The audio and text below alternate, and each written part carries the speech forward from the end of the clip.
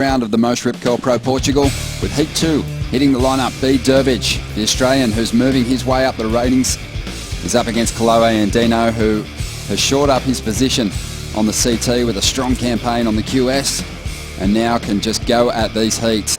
You know, this is just so conducive for big surfing, big aerials. There is some really great ramps there, but Kolohe taking care of business with those backhand whips, just getting a little hung up on that last move. But Bede's going to throw together a couple of smooth numbers too. He is a very smart competitor, consistent, sticks to his guns with that rail game running. Wanted to get out the back and get priority with that first ride. Kolohe was on the inside, and here goes Andino taking to the air, and he's going to ride out of it. So kicking off his round 3 effort, similar to he threw an air reverse on his very first wave in round 2.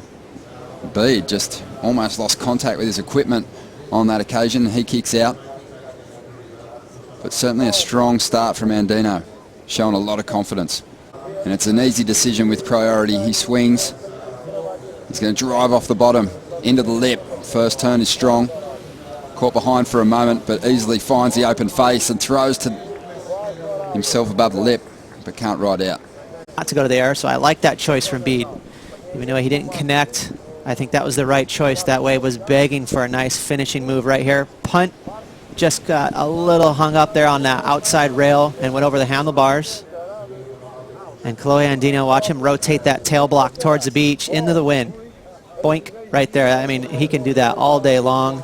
Very difficult move, but he makes it look so easy. But Andino has the quick lead and is looking to really step on the pedal here.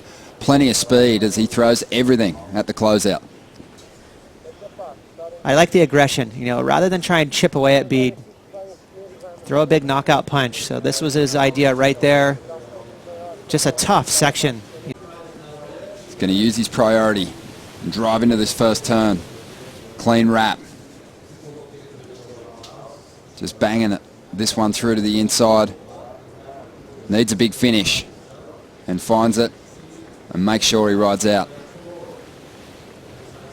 As Andino finds something to work with too on the inside, and he'll ride out of another clean reverse. 21 minutes remaining.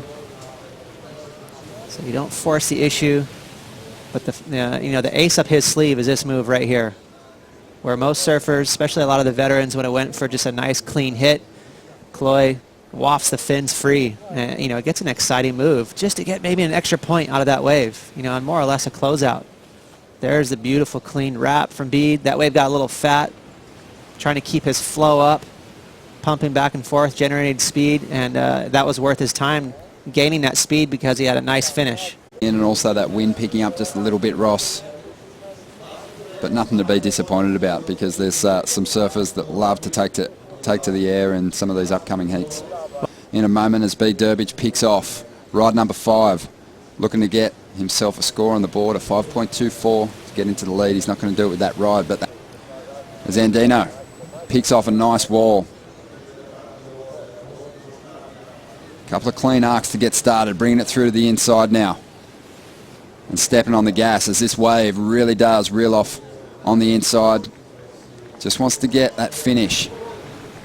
Looking to drop a 4.43 to increase his lead over Durbidge at this stage. Well, I really enjoyed this wave from Kolohe. This was poised surfing. He didn't really try to jump out into the flats and force one of those air reverses. You can see this wave a little flatter.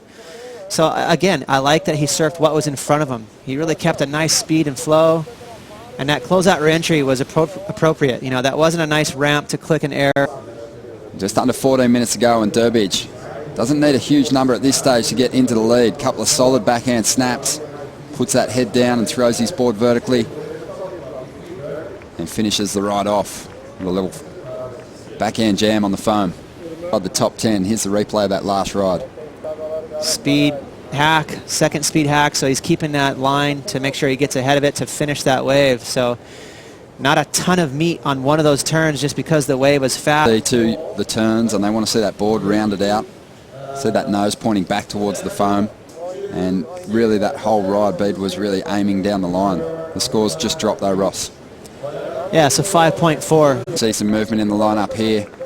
We'll touch on that in a moment, but Bede's just going to have a quick look at this one. Kolohe out the back with priority. Here we go. This is Durbidge chasing a 7.26 as he races down the line. He's going to go to the air.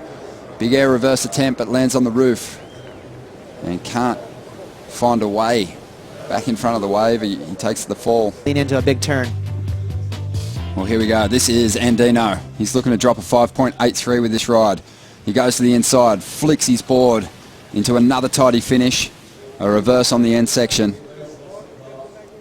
Here, just make sure my assumption's right. Smaller wave, maybe a medium-sized wave at best. A lot of whitewash on the face. That's never a good thing for these guys. They like big, clear, open-face water. Swoops on the inside.